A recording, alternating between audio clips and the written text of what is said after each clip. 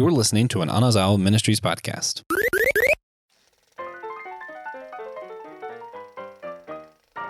The weather outside is frightful, and 'tis the season for another SG Drive-In. What's up, everybody? Welcome back to Systematic Geekology. I am one of your hosts. I am Joe Day, and to kick off the festive shenanigans, I am joined by the one and only Pastor Will. How we doing? Doing good. It's a little chilly outside here in North Carolina. We don't get the big snows.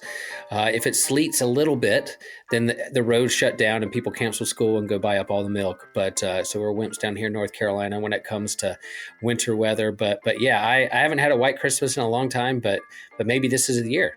Maybe this is the year. Maybe it'll happen. I mean, here's to hoping not. Snow is never a good thing. Hot take of today's episode.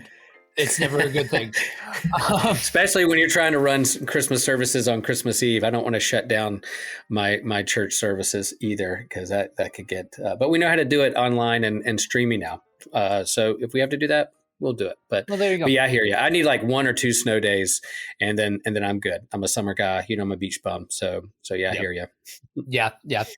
So we are back at it with another SG Drive-In, and it's funny for me in entering into this one. I'm on some of these episodes, and for me, this feels like Turnabout is a bit of fair play.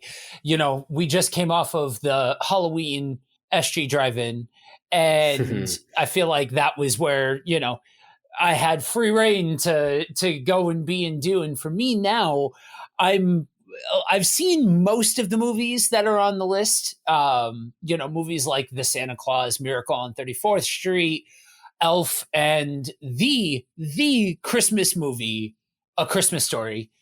I've seen most of those movies already, but for me, this feels like getting a chance to experience these movies almost with a fresh set of eyes in certain regards, because all of you geeks that are into Christmas are forcing me to watch these movies again. But it's cool because whenever you're around people who are into these kinds of things, some of that magic has a way of rubbing off on somebody else, Yeah.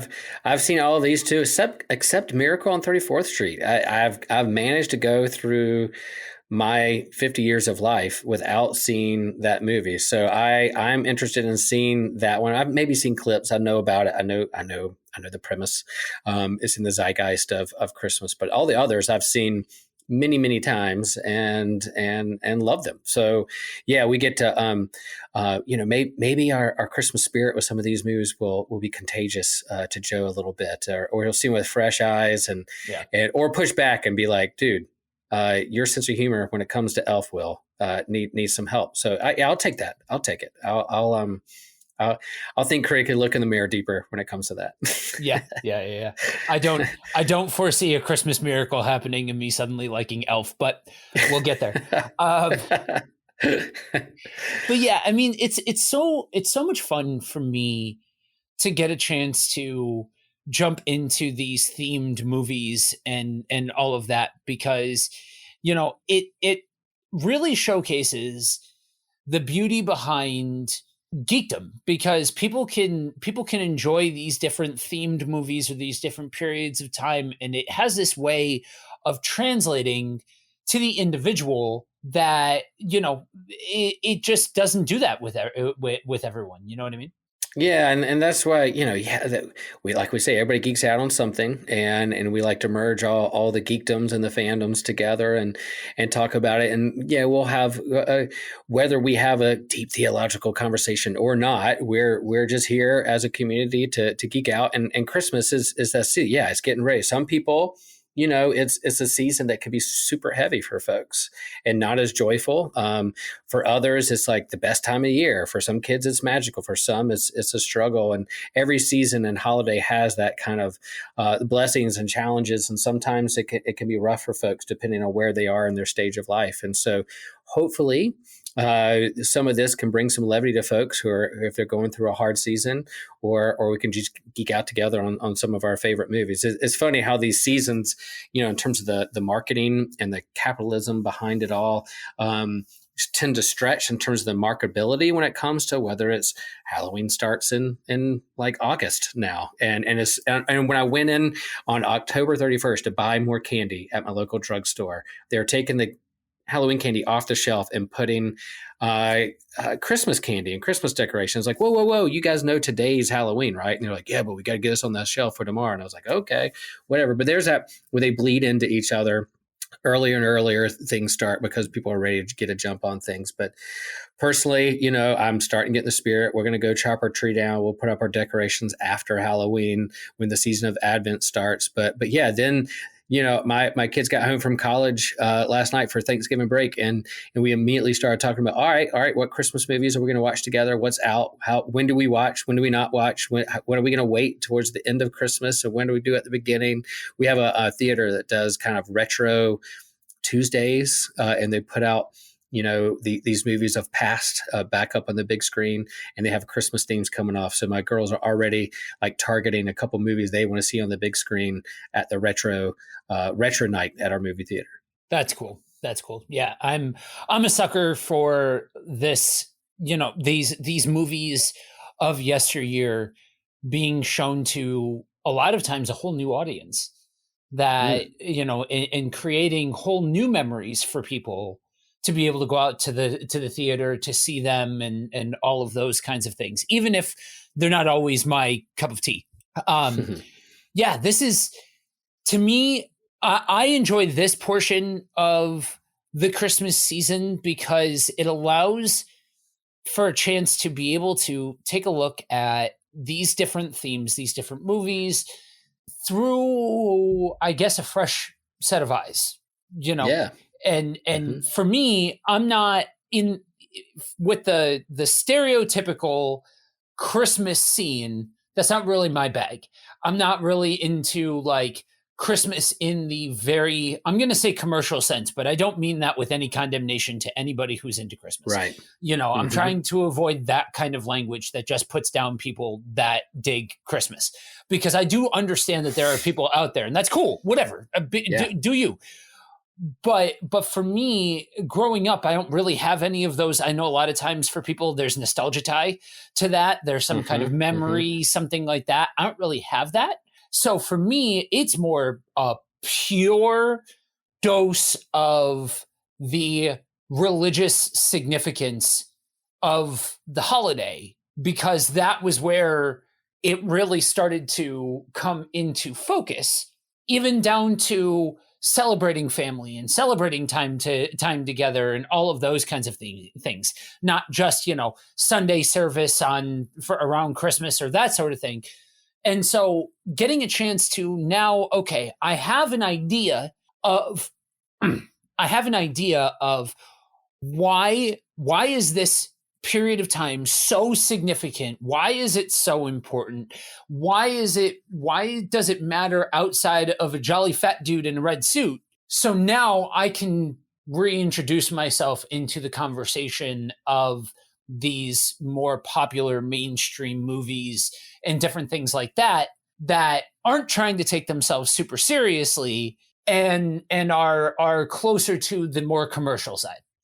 Yeah. And it's no secret on this show that I'm a Lutheran pastor and a part of a liturgical tradition and go through the seasons of the church year. And so I try not to be too much of a curmudgeon when it comes to like the season of Advent, and not letting Christmas get too close to Advent. It's not Christmas yet. We're going to do the 12 days of Christmas after the season of Advent. But, in terms of the music and the decorations and the movies, let that be what it is and have fun with it. And it doesn't mean that in my own personal devotion and discipline and discipleship that I'm not focusing on real reason for the season or the Christocentric stuff when it comes to his birth, the nativity, the Holy Family, the season of Advent, and the juxtaposition of dark and light, and what that means in this time of season of the year, and that kind of stuff. So let the movies be what they're going to be, and it doesn't mean we can't look at it with a critical eye and be like, all right, that if it says that's the real reason of Christmas, I'm gonna, you have Christ in that phrase, right? When you say it, but you're not mentioning Christ at all. So So, you got the Charlie Brown Christmases that really kind of leans into actually the actual Christmas story in Luke, that have that, but then other more secular, just, it's about love, it's about peace, being with family. You can hold both in both hands and kind of walk with them side by side, like you do with other genres and other geekdoms as well. Yeah. Yeah. And it was actually last year, and it was actually the Charlie Brown Christmas special that really served as a catalyst for me for these worlds to be married for me. I was on the air with former co-host Brandon, and we were talking about the Charlie Brown Christmas special, and I remember he teed me up to start preaching about what the quote unquote reason for the season is. And that was also in the same vein as, or in the same period of time where it was the first real year where I opened myself up to more of the Christmas experience through the lens of my faith, and allowed for more of that door to swing open to like you said, let the movies be what they'll be. Let the songs be what they'll be. Whatever. It is what it is. But just because you enjoy those things doesn't mean that you're discrediting this thing over here, and vice versa. And so understanding that it opened my eyes to this idea, like anything else that we talk about here on SG. We've talked about all different types of fandoms, all different types of everything from sci-fi to tokusatsu, and have analyzed these things through a Christian paradigm. And this should be no different. Yeah, I'm with you. I think we've done hundreds of episodes. That's cool to say. In the same way, like with Santa Claus, a jolly big man in a red suit and giving out gifts and, working for the man of capitalism. I don't know. But then, there's also like the deep cut or the layer, the deeper part of like Saint Nicholas, like the Bishop of Myra and the 4th century, who was supposedly at the Council of Nicaea, who legend has it punched heretics, like because of over Trinitarian faith. Like there's that kind of talking about Saint Nicholas, who was like defended the poor and gave money and gifts so that someone's daughters didn't have to go into prostitution, who is the patron saint of sailors and doubters and children's. I mean, I like, golly, he's one of my favorite like saints and heroes, superheroes, if you want to say. And yeah, like I on my Christmas tree, I put the Superman ornament right next to Santa, the Santa icon, because I'm like, dude, this guy and like the legend of who he was in the history of the church as a saint, as a role model for faith, is pretty awesome. So if you haven't read like the really in-depth story of who Saint Nicholas is and what he did, it's so awesome. So his feast day is December 6th. And so even, however you believe or not believe or present Santa in your lives or family lives, like his feast day is December 6th. And so we always, around a Greek Orthodox or Russian Orthodox church, if they're having a St. Nicholas Day or festival, we'll go by, and just because St. Nicholas, I think, is super cool. It's not just because my middle name is Nicholas. That's not why. There's just a lot of story and background there of how he represented the faith. And so I think there's other ways you can do that in these movies and holiday season as well. Yeah, I mean, that's a good point, because you take something like Charlie Brown Christmas. Now, this one, Charlie Brown Christmas, is more of a one-for-one sort of beat, especially as you get into the end of that story. But if you close yourself off to any acknowledgement of the cultural Christmas, then you miss the opportunity to experience some really cool stuff with how reflections of truth can be told in various pieces of media. That's a theme that's been coming up a lot this year, as we've been talking about Lewis's works and stuff like that, of reflections of truth. And that's the beauty of truth. It can shine through even when you're talking about something that's secular media. Truth is truth, even if it's housed within a worldly story and not just a retelling of of the Christmas story. You know what I mean? Yeah, yeah. Again, like if we're just going to retell that story over and over again, and even the Gospels, in terms of Christ's birth, it's not the main focus of the Gospels. It only made it into two of them out of the four Gospels. The others don't even go there. It's kind of a later addition to like the celebration of who Jesus is. So really the last week of his life, Holy Week, the cross, the resurrection are the central focus of these four Gospels and what the early church preached. They first preached he is risen. And then people started asking questions like, well, all right, if he's risen, how did he die? Well, he died on the cross. All right, well then what got him killed? And so they started sharing about what got him killed. And they were like, well, who's his parents? Where's his family? And so they kind of worked backwards that way. And kind of the addition of telling his story and how that grew. And so chief festival, I'm going to be a liturgical nerd and say the chief festival of the in which all the faith hinges is Easter. And then we kind of work backwards. And so, but this particular reflection on Jesus and his life and why it matters around Christmas is an important part. And however culture appropriates it and shifts it and tries to, there's ways we can hinge and look at like where the light shines through and where truth is truth. And then hopefully, as people of faith, draw it back to this first century rabbi who we call Christ. Right.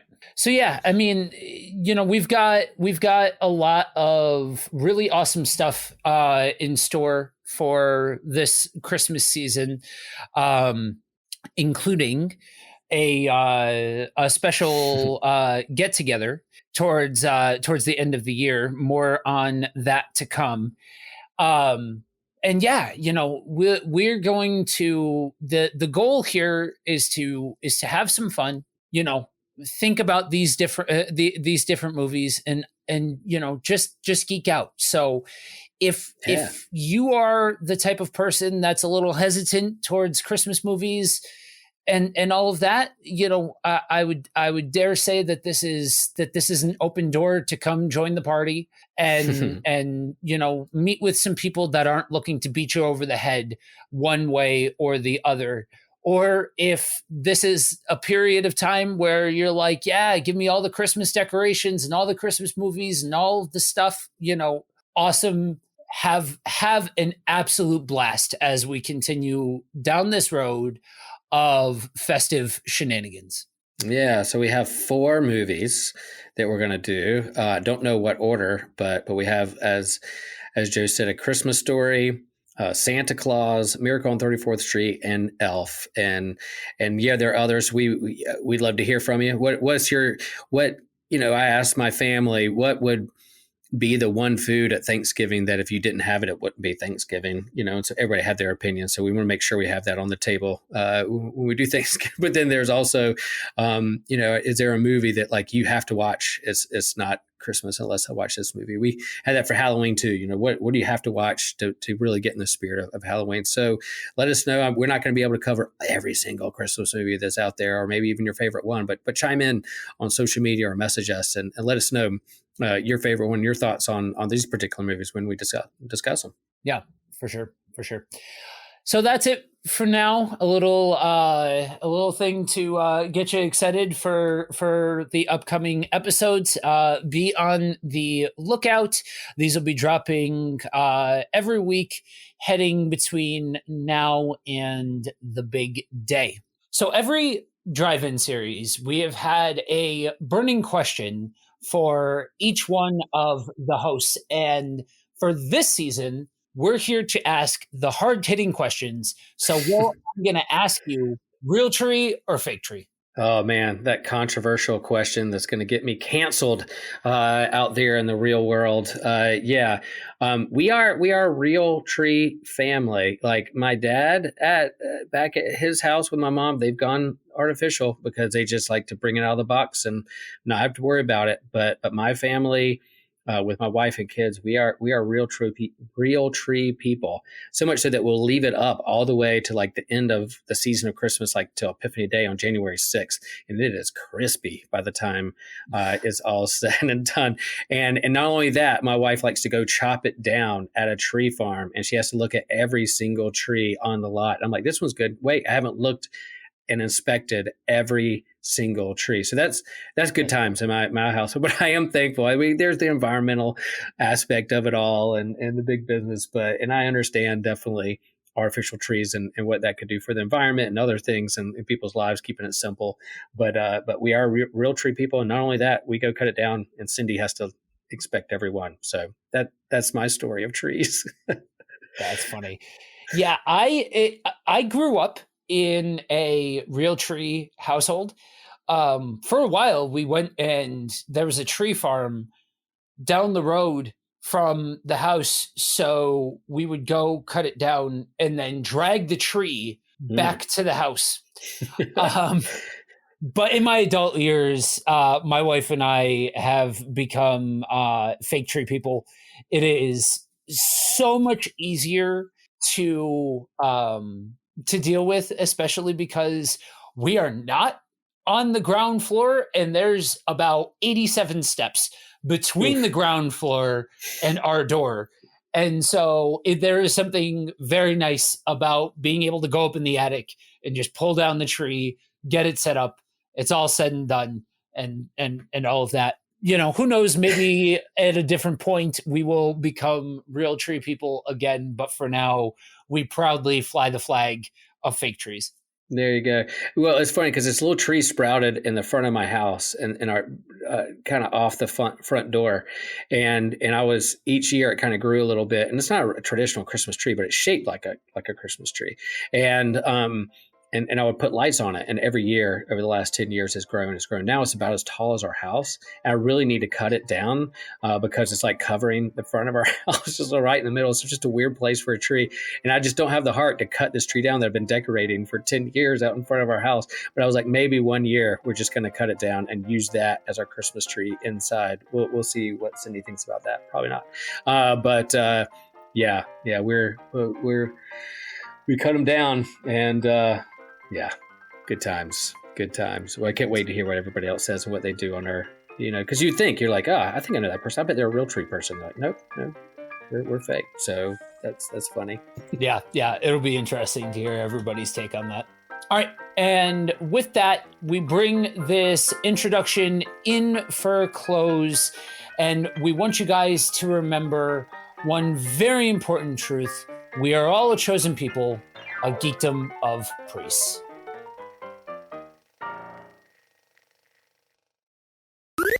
This was an Anazao Ministries podcast. If you enjoyed this show and would like to learn more about our network, be sure to check out the Anazao Ministries Podcast Network.